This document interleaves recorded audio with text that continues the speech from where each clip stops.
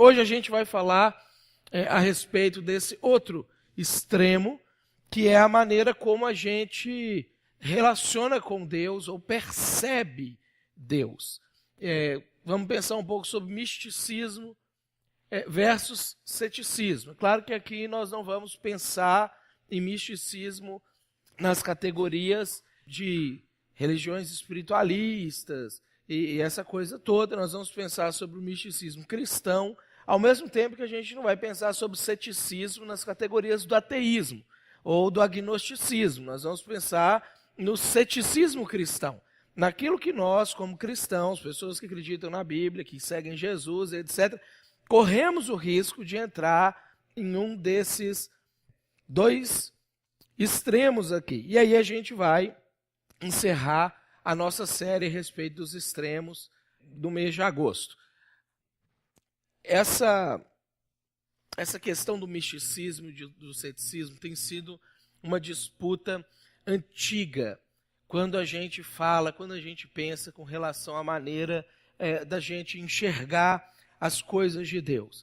Algumas pessoas têm mais facilidade ou tendem a atribuir as coisas que acontecem na vida ao acaso. Era para acontecer, simplesmente aconteceu, Deus não tem interferência nenhuma nisso, a coisa foi e deu nisso aí. Né? Outras pessoas já têm facilidade maior, uma tendência maior de atribuir tudo a Deus. Não, isso é porque Deus quis, isso é porque Deus fez daquele jeito, Deus direcionou daquele outro jeito e tudo. Então,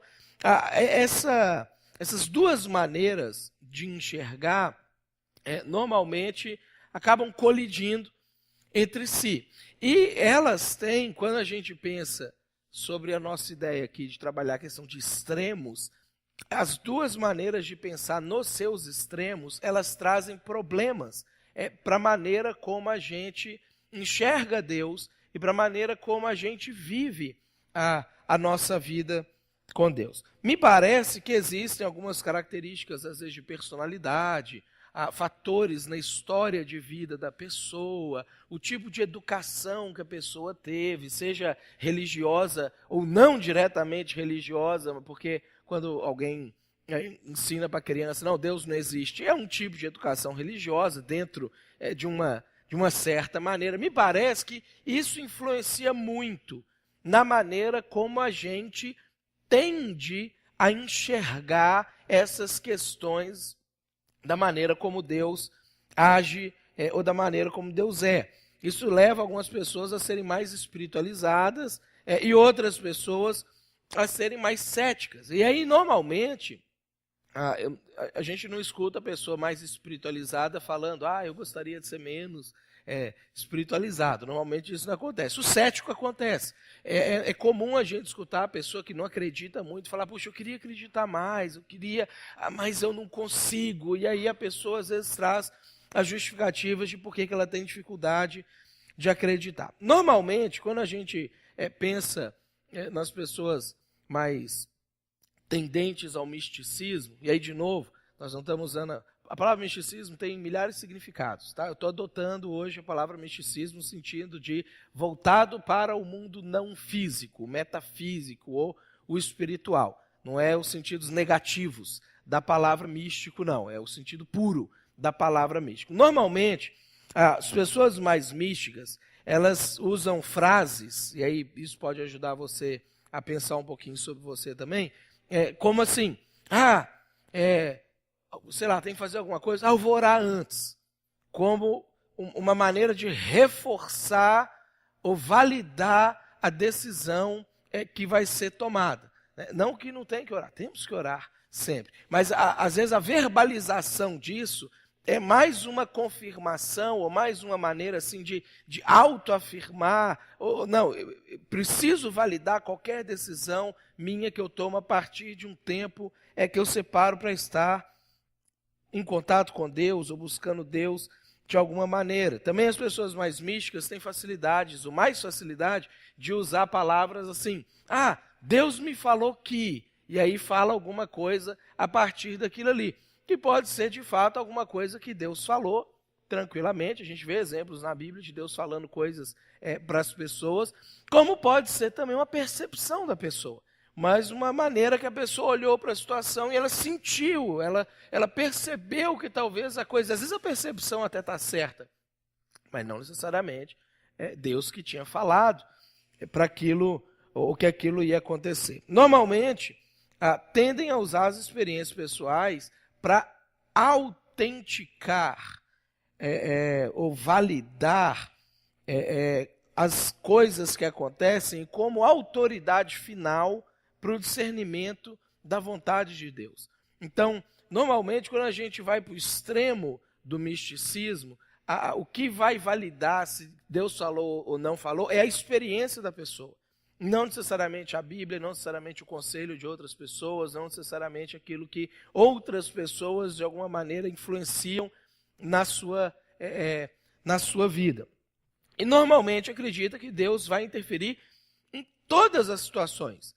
Que Deus vai participar, ou às vezes curar todas as doenças. Às vezes eu brinco aqui, aquela situação que as pessoas às vezes colocam que estão com algum tipo de problema lá no Facebook, e aí o pessoal enche a linha da pessoa. Não, já deu certo, Deus já abençoou, já aconteceu, já vai comemorando a vitória aí, porque já não vai ter problema nenhum. Ninguém fala assim, sua situação está complicada, talvez não dê. Né? A gente já vai jogando ali o negócio. Então, e aí, pensando sobre isso, tentando atribuir, Deus vai converter todos os membros da sua família, né? Usa o versículo lá de Atos, fora do contexto, do crer no Senhor Jesus, será salvo tu e tua casa, aí a pessoa já fica feliz. Não, Deus vai entrar na cabeça de todo mundo, mexer em todo mundo, vai entender o Evangelho, vai começar a viver o Evangelho, e aí frustra-se normalmente quando essas coisas não acontecem.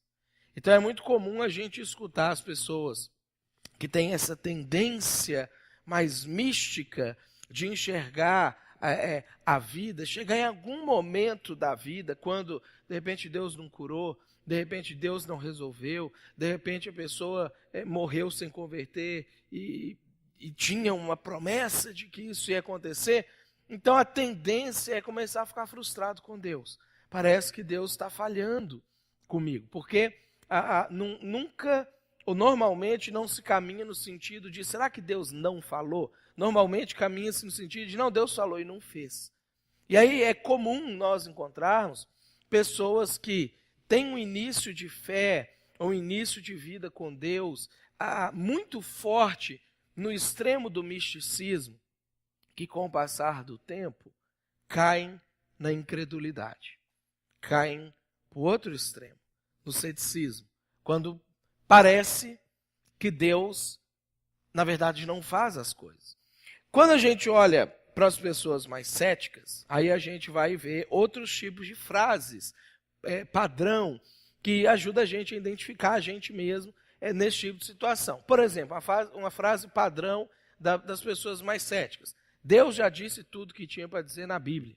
Ele não precisa mais falar nada hoje em dia. Já está tudo escrito lá, né? Esses dias até achei legal, mas às vezes reforçam um extremo.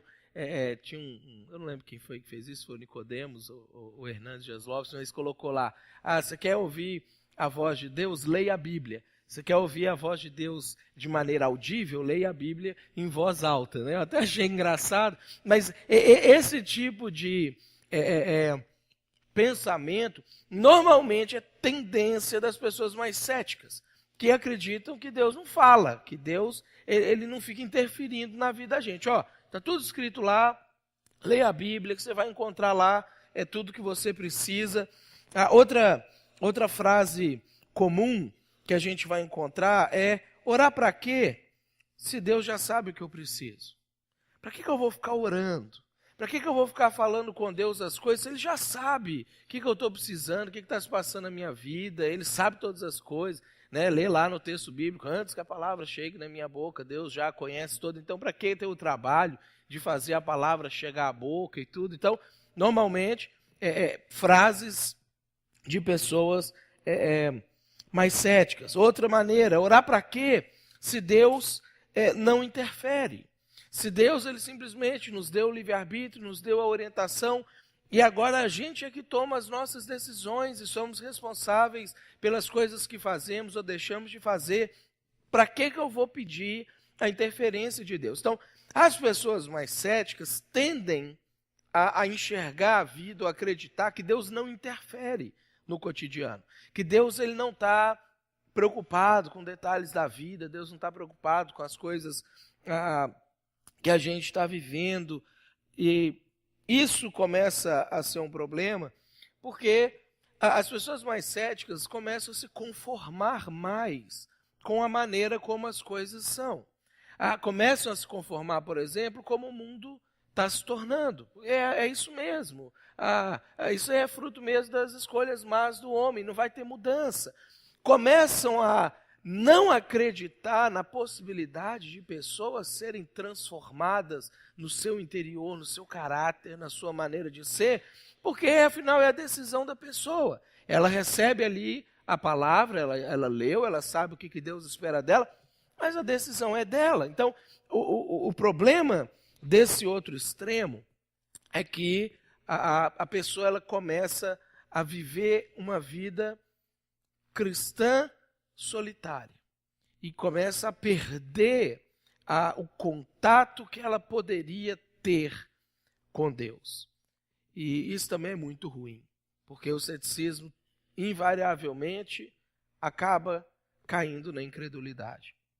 Nosso problema, quando a gente pensa sobre esses extremos, reside basicamente na nossa compreensão, na maneira de Deus ser, na maneira de Deus agir, na maneira de Deus se interessar ou não pelas coisas. Então, é a nossa compreensão disso, as nossas crenças em relação ao jeito de Deus ser, que começam a influenciar a maneira como a gente vai enxergar isso aí. E o que nos leva para um dos extremos, um conceito que a gente pode chamar de fé circunstancial.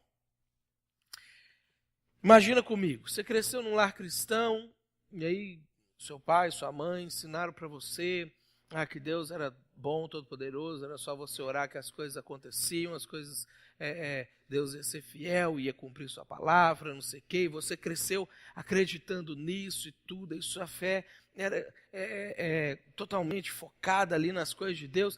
Aí você cresce e de repente você entra para a faculdade, aí lá na faculdade você começa a escutar que não é bem assim, que esse negócio de Deus talvez nem exista, se existir não é tão próximo assim, e não sei o quê, e aí aquilo começa, ou seja, quando a sua circunstância era uma circunstância de pessoas que reforçavam para você que Deus fazia, você acreditava que Deus fazia.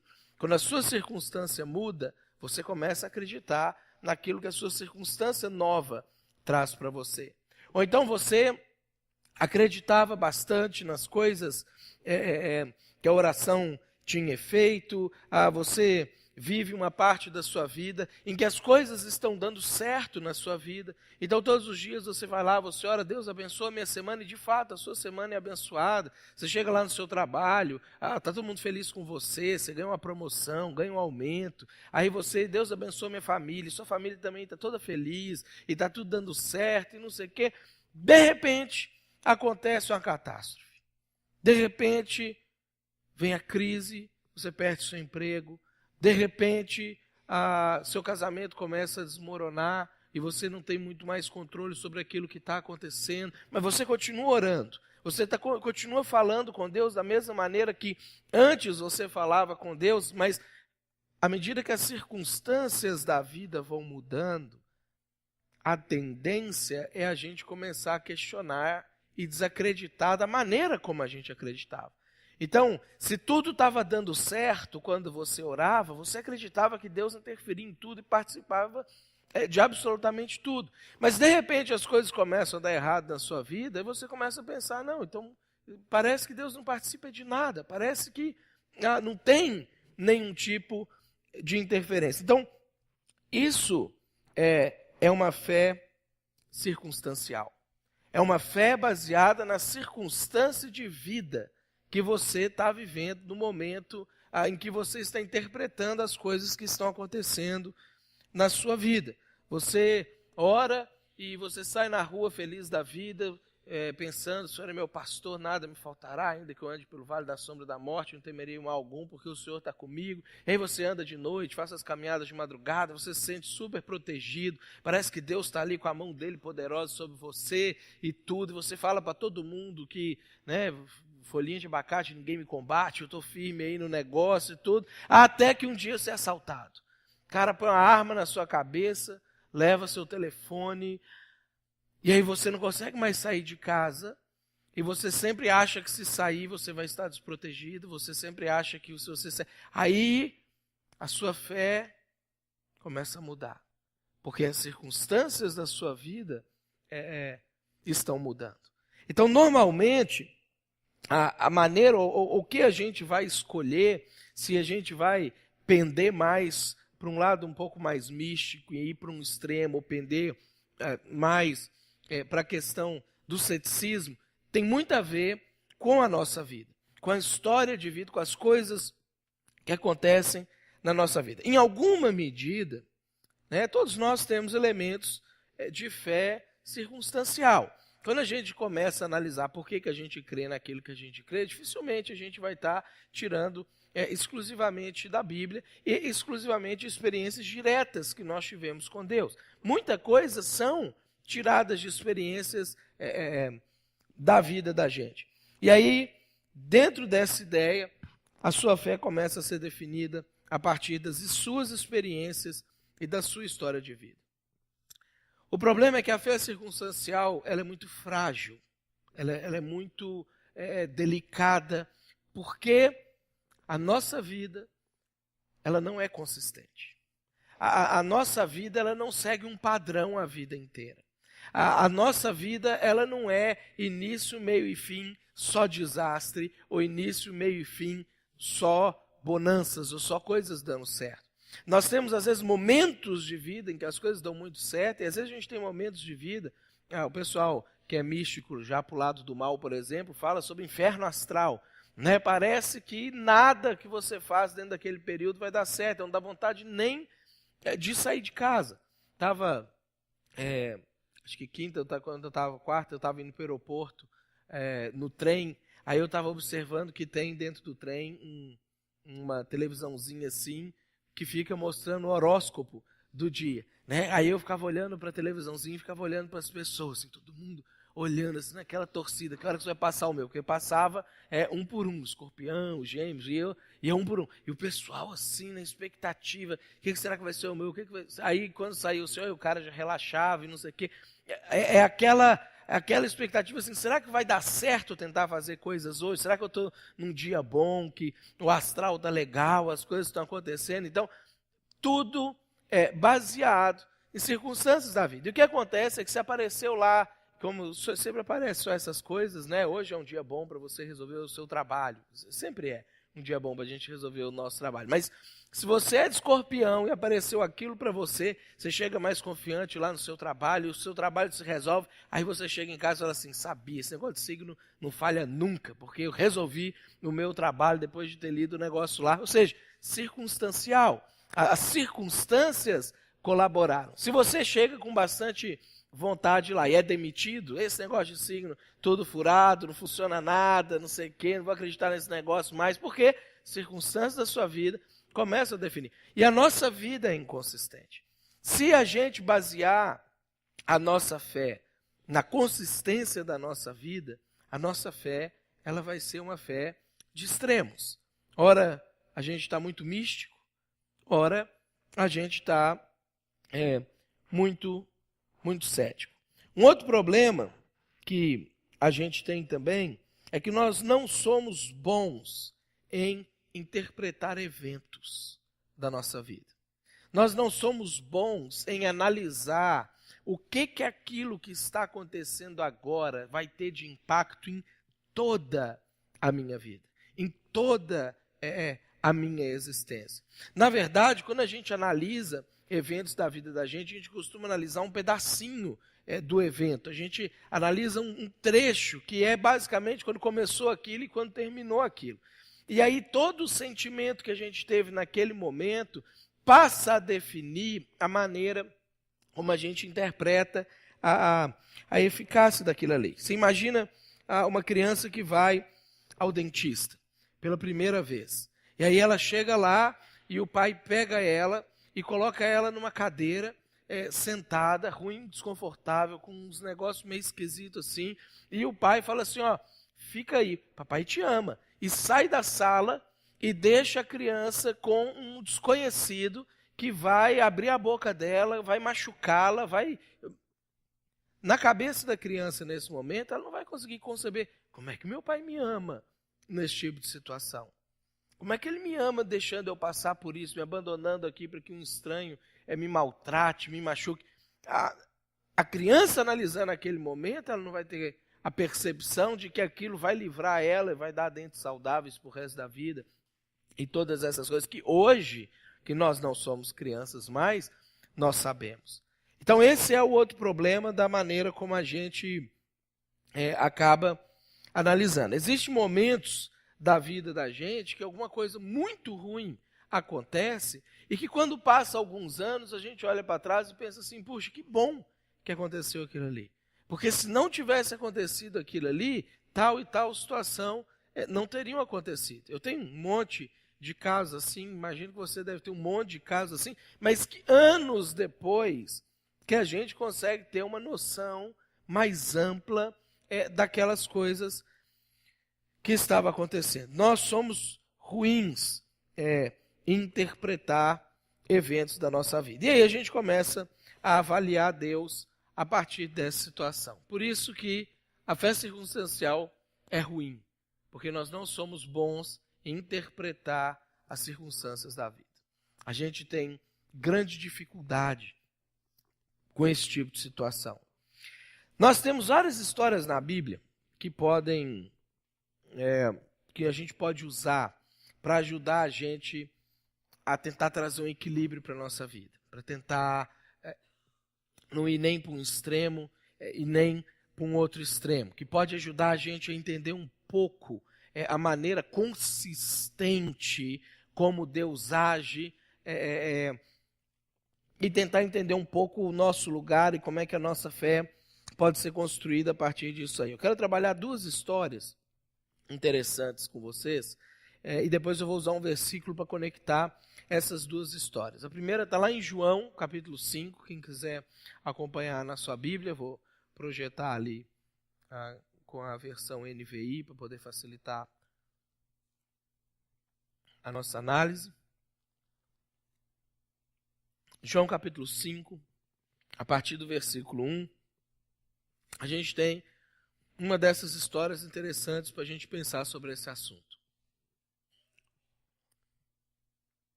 O texto começa contando a história para a gente assim. Algum tempo depois, Jesus subiu a Jerusalém para a festa dos judeus. E havia, no caso, né, mas na época ele escreveu ainda era no presente. Então, há em Jerusalém, perto da Porta das Ovelhas, um tanque, que em aramaico é chamado Betesda, tendo 5 entradas em volta. Então, ele traz essa narrativa para quem não conhecia, como a gente, o tanque, mas a gente tem uma noção do tamanho do lugar.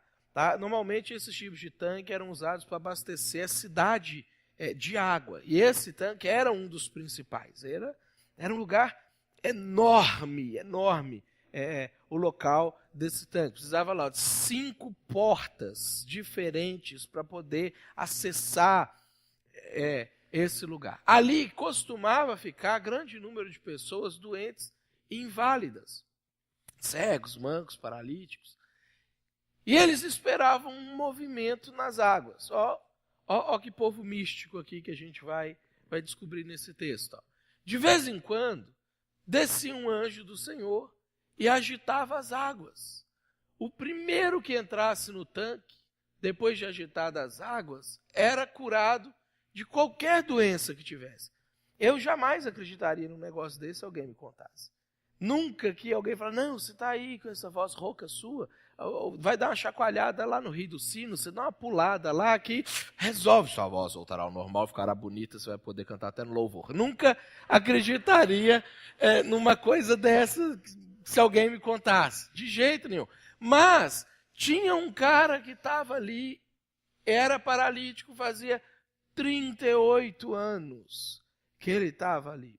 Esse cara era místico. Esse cara acreditava. 38 anos, olhando, vendo aquela água agitar e nada acontecendo com a vida dele. Então, imagina o que passaria na sua cabeça. Você, 38 anos, acreditando que uma coisa podia acontecer, mas o negócio nunca acontece com você. Tendência é a gente desacreditar. E aí a história continua. Ó. Quando o viu, no caso de Jesus, né, o viu deitado, e soube que ele vivia naquele estado durante tanto tempo, aí a gente sabe se o Espírito Santo falou para ele, ou se ele perguntou para as pessoas lá na volta, ou se ele bateu um papo com um cara lá antes. O que a gente sabe é que Jesus faz isso aqui disfarçado, provavelmente com aquelas roupinhas de judeu assim na cabeça, meio escondido. Não estava Jesus com a multidão entrando atrás dele, não. Quando ele soube isso, Jesus lhe perguntou: você quer ser curado? Olha a resposta do paralítico. Senhor, não tem ninguém que me ajude a entrar no tanque quando a água é agitada. Enquanto estou tentando entrar, outro chega antes de mim. Ele era cético. Ele perdeu a crença na possibilidade de ser curado. Tanto que quando alguém que, na pior das hipóteses, podia pegar e julgar ele dentro da água a hora que agitasse, ele falou assim: você quer ser curado? Ele falou: eu não acredito nisso mais não. Acho que não dá mais não. Acho que esse negócio não é para mim. E aí eu fico pensando, por que esse cara ainda estava lá? E aí quando eu vejo, às vezes, coisas que acontecem comigo e coisas que eu converso com as outras pessoas, muitas vezes a gente não sai de uma situação, não é por acreditar ou desacreditar, é por comodismo. É porque eu tenho 38 anos que eu estou aqui, eu acostumei a ficar aqui. Não é mais tão ruim para mim ficar aqui. Você acha que você vai ser curado? Não acho, mas me deixa quieto aqui. E é muito ruim viver assim. É muito ruim ter um estilo de vida assim. Então a gente vê um sujeito que saiu de um extremo, acreditava lá, primeiro, eu fico imaginando o primeiro dia dele, ele já fazendo planos. Amanhã o anjo chacoalha, pulo lá dentro, sai correndo e vou viver minha vida feliz. 38 anos depois, eu estou aqui porque não tem outro lugar para estar. Né? Extremos, que normalmente a gente acaba caindo dentro deles. Olha como é que essa história termina de maneira interessante para a gente pensar a respeito de Deus. Então Jesus lhe disse: levante-se, pegue sua maca e ande. Melhor dos sonhos dele, ele nunca podia imaginar que um negócio desse ia acontecer. Imediatamente, o homem ficou curado, pegou a maca e começou a andar. Aí a gente pula lá para o versículo 13, que acontece algumas coisas ali que não são interessantes para a gente agora. O homem que fora curado não tinha ideia de quem era ele, pois Jesus havia desaparecido no meio da multidão. Esse é um dos textos assim, até hoje eu não entendo por que Jesus fez isso. Eu fico imaginando assim, Jesus chegou lá com o capuz de judeu dele na cabeça, escondidinho, olhando, estava lotado de gente doente. Lotado. Imagina essas reportagens do Fantástico dentro do hospital do SUS. Era um negócio assim, lotado de gente, com um monte de doença. Aí Jesus aí vai entrando ali, passando assim, chega no cara, vai lá bem baixinho assim. E aí, cara, você quer ser curado? Acho que ninguém vai me curar, não sei o quê. Levanta e anda. E sai rapidinho. E não curou mais ninguém que estava lá. Ninguém. Coalhado de gente doente. Coalhado. Por que Jesus escolheu entrar no tanque de Betesda naquele dia e curar esse sujeito? Especificamente esse sujeito. Acho que a gente nunca vai saber. Por quê? Agora, isso é interessante por a gente poder pensar sobre um início da gente caminhar para um equilíbrio. E aí algumas coisas essa história nos ensina. Primeiro, Deus não faz as coisas da maneira como a gente faria.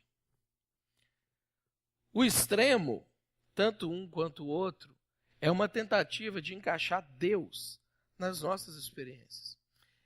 E Deus não é igual a gente. Deus ele não tem a mesma lógica da cabeça da gente. Nós vemos as coisas de uma maneira muito limitada. Tudo o que a gente pode saber sobre essa história que a gente leu agora é o que a gente acabou de ler. Agora, Deus sabia da história desse sujeito, de todas as pessoas que estavam no tanque de Betesda, desde o nascimento dessas pessoas até a morte dessas pessoas. Deus tinha uma visão que a gente não tem. Então, o que leva Deus a fazer alguma coisa ou não, a ficar 38 anos em silêncio, completamente desaparecido da vida daquele sujeito, e 38 anos depois entrar na vida dele, entrar na história dele e pontualmente fazer um negócio, a gente não sabe. Não tem como a gente definir. Não tem como a gente ter certeza dessas coisas. Então, olha só para você ver, não é circunstancial. Não é porque ficou 38 anos que os 38 anos deveriam fazer com que ele desacreditasse na capacidade de Deus de fazer. E não é porque os outros que não foram curados também deveriam desacreditar. Ou aquele que foi curado passaria a acreditar que Deus faria isso sempre com todo mundo da mesma maneira como ele fez com ele. Essa é a dificuldade da gente pegar uma experiência pessoal e poder transformar ela na nossa fé e na nossa expectativa de como Deus vai agir. Porque Deus está enxergando de uma maneira diferente, tem uma lógica muito diferente da lógica da gente. A outra coisa interessante dessa história, e aí vai ajudar a gente a passar para a nossa próxima história, é que Deus sempre tem um objetivo para as coisas que acontecem. Ainda que Deus não tenha dado causa àquilo ali. Deus sempre tem um plano e um projeto para qualquer coisa que acontece na nossa vida. Seja as coisas que Ele iniciou na nossa vida, seja as coisas que Ele não teve participação, seja até coisas que a gente fez de errado e que a gente supostamente paga ou está pagando por aquilo que a gente fez de errado. Deus sempre tem um projeto para qualquer coisa que acontece na vida da gente. E isso vai ajudar a gente a entender a nossa segunda história. A segunda história é a história de José. José, não o pai de Jesus, o José, filho de Jacó. A gente tem na história da Bíblia os patriarcas, o Abraão, o Isaac e o Jacó. O Jacó ele teve 12 filhos homens, e um dos seu penúltimo filho chamava José, e esse era o filho que ele gostava mais. Às vezes o pai fala que não, mas normalmente tem um filho que gosta mais do que o outro. Né? Aí a gente já vê, a gente sempre acha que é o outro, né? Que ele gosta mais do outro. Então, o Jacó gostava do José.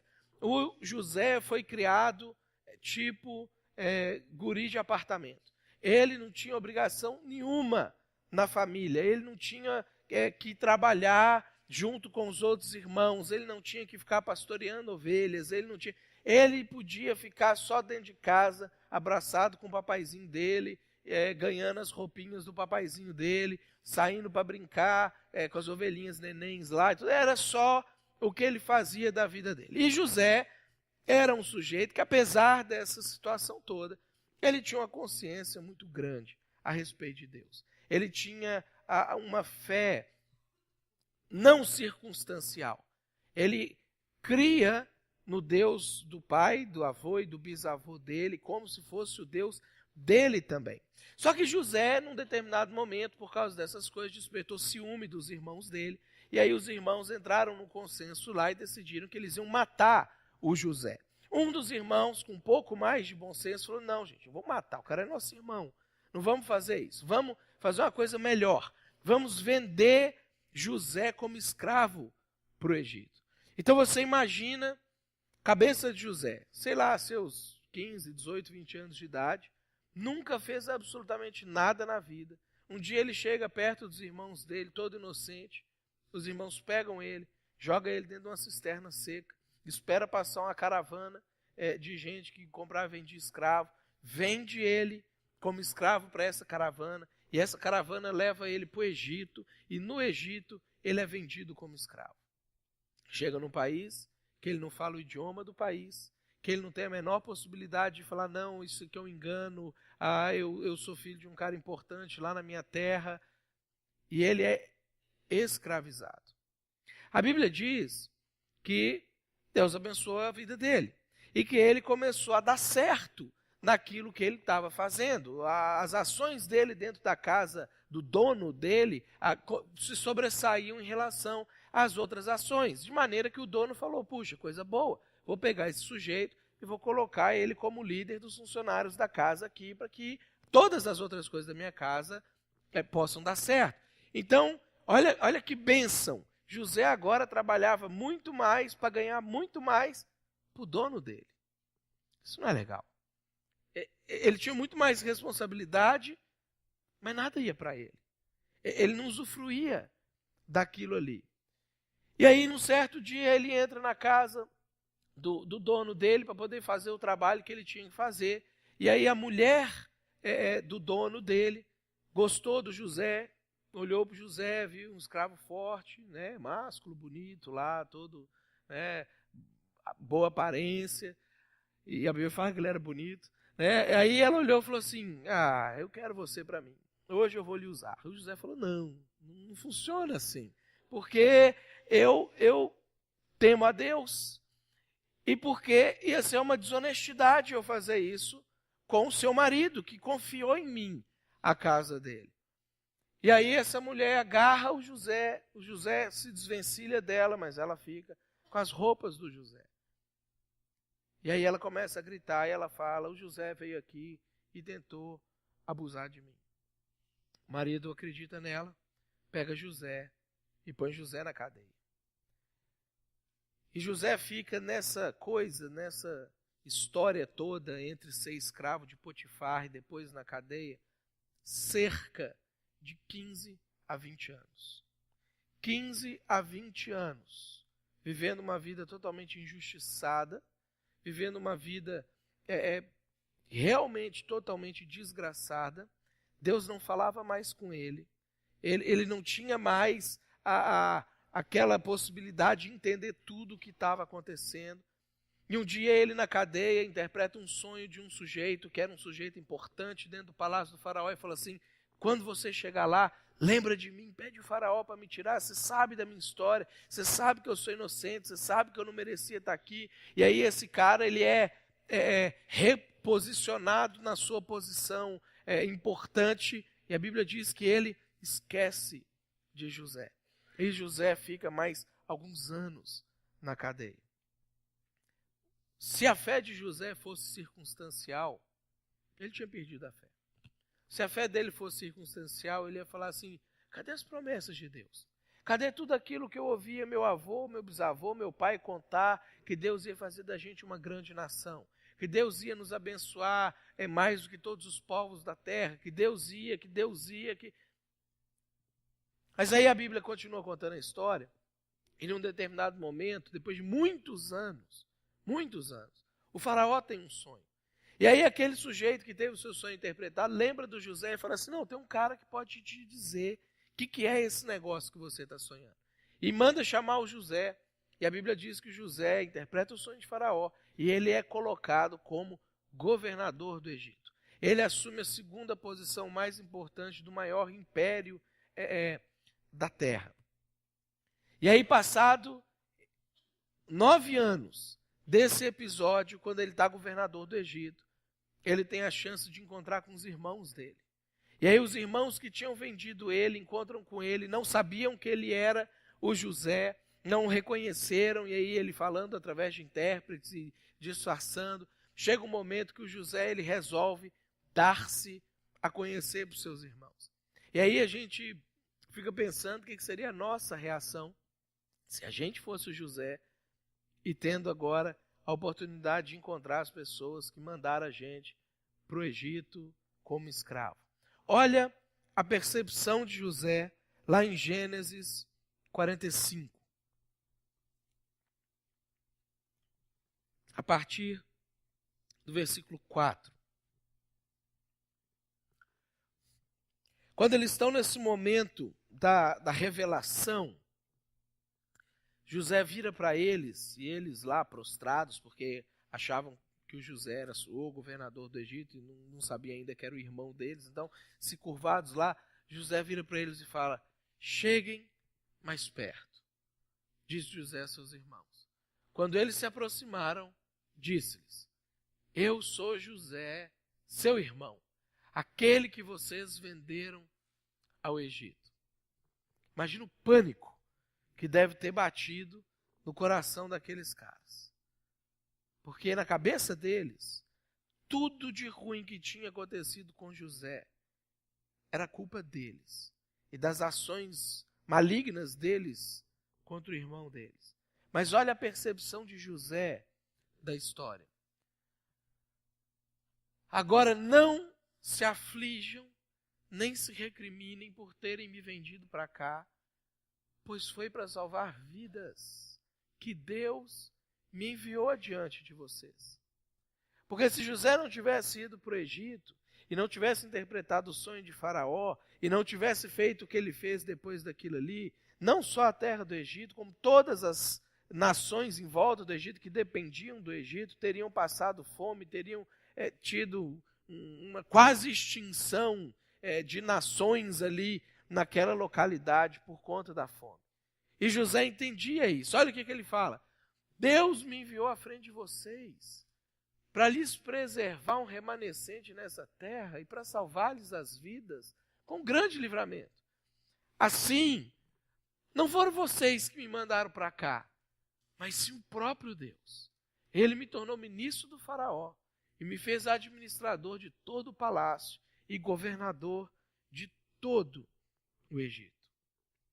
Essa é a percepção de alguém que não tem uma fé circunstancial. É a percepção de alguém que não baseia a sua crença naquilo que está acontecendo, nas circunstâncias da sua vida, mas que consegue, ao final de tudo, ao final da história, e aqui nós temos muitos anos de final de história, entre 22, 25, 27 anos de história, ele consegue fazer uma leitura e falar: eu consegui viver de maneira sólida quando a minha vida não era sólida, porque eu nunca deixei de saber e crer em quem de fato era Deus. José sempre entendeu a vida inteira que, mesmo quando Deus não falava o tempo inteiro, não curava o tempo inteiro, não fazia as coisas o tempo inteiro, ele não estava ausente da história.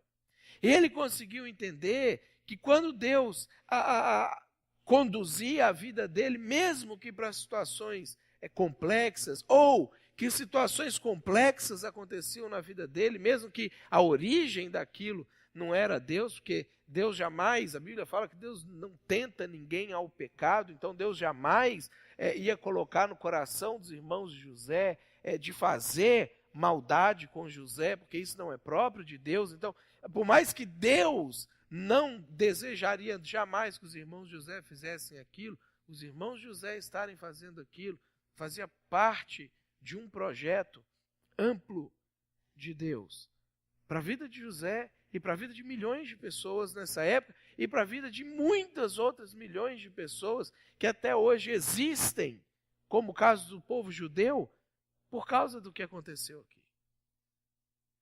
Porque a fé de José não era uma fé circunstancial. O que José entendia com clareza, e aí é um versículo que ajuda a gente a conectar essas duas histórias, ajuda a gente a perceber a nossa vida de maneira mais ampla, é o que a gente vai encontrar Paulo falando lá em Romanos 8, 28, que nós sabemos, quem sabe? Quem tem uma fé não circunstancial. Quem tem uma fé que não é movida pelas circunstâncias da vida. Quem consegue ter uma fé nesse nível, sabe que Deus age em todas as coisas para o bem daqueles que o amam, dos que foram chamados de acordo com o seu propósito. Tanto o misticismo quanto o ceticismo, eles surgem da nossa interpretação das coisas que acontecem na vida da gente. E nós somos péssimos em interpretar. Nós somos péssimos em avaliar. Nós não temos a menor condição de fazer uma análise precisa dos fatos que acontecem na vida da gente. Agora, o que a gente pode ter certeza é que se a gente ama a Deus, todas as coisas que acontecem na vida da gente podem cooperar para o bem da gente. Ainda que Deus não tenha dado causa, ainda que você seja culpado de algumas coisas que aconteceram na sua vida, se você ama a Deus, se você de fato olha para esse Deus, mesmo sem entender Ele completamente, mesmo sem perceber padrão na maneira dele agir, mas se você o ama, Deus pode fazer todas as coisas cooperarem para o seu bem. Como é a sua fé? Como é a sua confiança na soberania e no amor que Deus tem por você? Como é que você enxerga isso quando você começa a olhar para os altos e baixos da sua vida? Como é que você olha para Deus ou tenta interpretar Deus dentro dessas situações? Você poderia dizer que ama a Deus? Você poderia atribuir isso para você e falar assim, não, eu amo a Deus. Eu amo Ele, não importa o que acontece, não importa o que esteja passando, ou já tenha passado a minha vida, ou venha acontecer. Eu amo Deus, porque eu entendi o que Ele fez por mim. Se você ama a Deus, você pode ter uma fé sadia. Se você ama a Deus, você pode não viver em nenhum desses extremos. Você pode não viver duvidando e como um cético e não acreditando que Deus não faz nada, porque você sabe que Deus faz. Você sabe que Deus tem o controle da história nas mãos dele, e Ele tem mais ainda o controle da sua vida, se você o ama, nas mãos dele. E você não precisa ficar o tempo inteiro tentando validar a sua fé com experiências da sua vida, esperando na expectativa de que coisas sobrenaturais aconteçam o tempo inteiro. Deus pode ficar 25 anos sem fazer absolutamente nada sobrenatural na sua vida, sem ter nenhum tipo de interferência na sua vida, que Ele continua amando você e fazendo com que as coisas cooperem para o seu bem. Amar a Deus é confiar que Ele está no controle. E confiar que Ele está no controle é a chave para uma fé sadia. Para a gente poder ter uma fé equilibrada. Para a gente poder estar bem com Deus, com a nossa vida espiritual, com as nossas percepções. Não importa o que acontece com a gente. Eu queria que a gente cantasse essa canção. É uma música, é da Viner, é uma música... Eu queria que a gente cantasse ela como uma maneira da gente reforçar isso aqui que a gente viu essa noite, como uma maneira da gente interiorizar essas verdades e quem sabe depois continuar cantarolando essa canção, quando a gente precisar pensar sobre a nossa fé, pensar sobre a nossa maneira de enxergar, encarar as coisas de Deus. Para a gente não esquecer em nenhum momento que Deus está no controle da nossa vida. Se a gente ama Ele, Ele está no controle da nossa vida. A gente pode não entender agora, a gente pode talvez não entender nunca, como o cara lá dos 38 anos e a turma que estava em volta dele lá, que Jesus passou desapercebido ali e não curou eles naquele momento. Mas a gente sabe que um Deus de amor está no controle da vida da gente. Vamos ficar de pé para a gente cantar essa canção?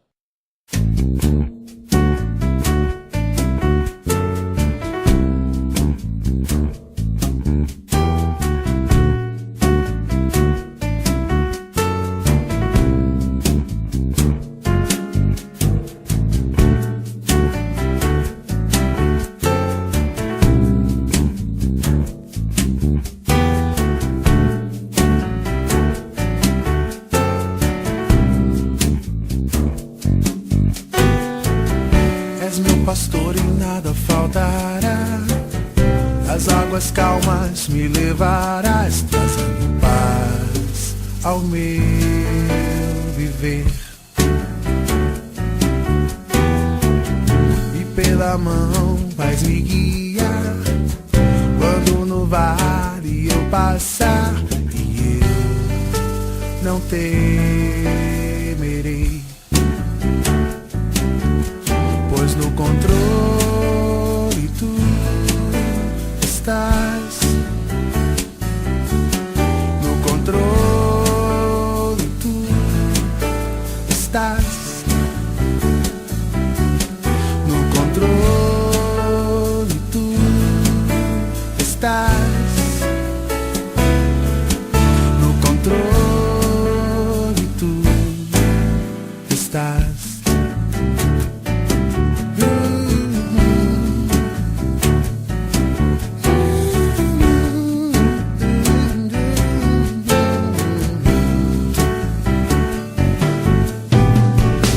És meu pastor e nada faltará, as águas calmas me levarás, trazendo paz ao meu viver.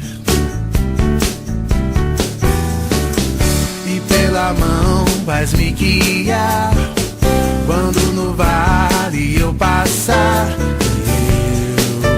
não temerei,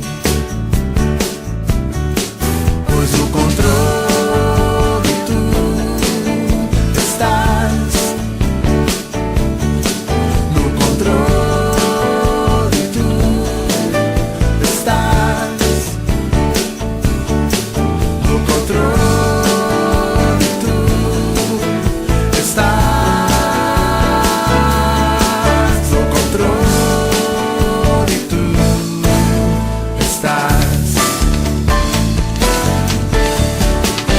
Fazes tudo cooperar no bem, pois um plano soberano tens e conheces quem eu sou. E criaste o que sou, e me amas como sou, e conheces quem eu sou, e criaste o que sou, e me amas como sou, pois no controle tu estás. No controle tu estás. No controle tu estás. No controle tu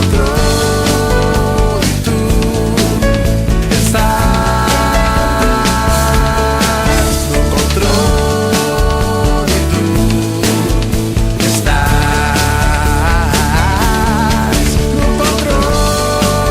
controle tu estás. No controle tu estás. No controle tu estás.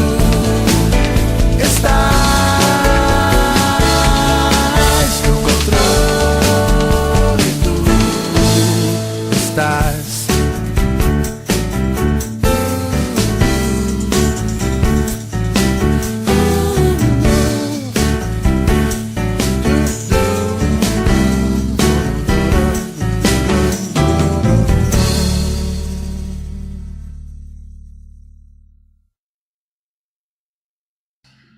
Deus, nós somos gratos a Ti, porque o Senhor nos ama e a gente não tem dúvida nenhuma disso. O Senhor já fez muito mais do que precisava fazer, mas isso demonstra o profundo amor que o Senhor tem por nós. Somos gratos porque o Senhor está no controle de todas as coisas, porque o Senhor é soberano sobre a terra, sobre o céu, sobre a nossa vida, Deus, sobre a nossa história. Somos gratos porque, soberano sendo, o Senhor faz tudo isso com amor por nós, Deus. Nos ajuda a amar ao Senhor. Nos ajuda a conseguir direcionar nossa fé adequadamente para o Senhor. Para que a gente não caia em nenhum dos extremos que pode nos levar a ter uma visão deturpada de Ti e, consequentemente, agir de maneira prejudicial à nossa vida, à nossa existência. Mas ajuda, Deus, a ter uma fé sólida, uma fé como a de José, como isso que a gente leu aqui nessa noite, consegue perceber alguém que passando por tantas coisas, e em momentos até de silêncio do Senhor, não esqueceu em nenhum momento que o Senhor estava no controle da vida dele. Nos ajuda a entender que ainda quando o Senhor não cura a gente lá no tanque de Betesda, o Senhor ainda nos ama sim, e tem alguma coisa na mente do Senhor de bom para as nossas vidas nisso, Deus. Queremos ter esse nível de fé, esse nível de convicção, de amor, de devoção ao Senhor. Por isso pedimos que o Teu Espírito nos ajude nisso. Peço que o Senhor abençoe a cada um de nós, Deus. Leve-nos em paz para as nossas casas, debaixo do Teu cuidado, da Tua proteção. Livra a gente do mal e não deixe, Deus, a gente cair na tentação de ter uma fé circunstancial. Nós choramos no nome de Jesus. Amém. E que o amor de Deus, o nosso Pai, que a graça do nosso Senhor, do nosso Salvador Jesus Cristo, e que a comunhão e a consolação do Espírito Santo esteja sobre a sua vida, hoje e sempre. Amém. Deus te abençoe.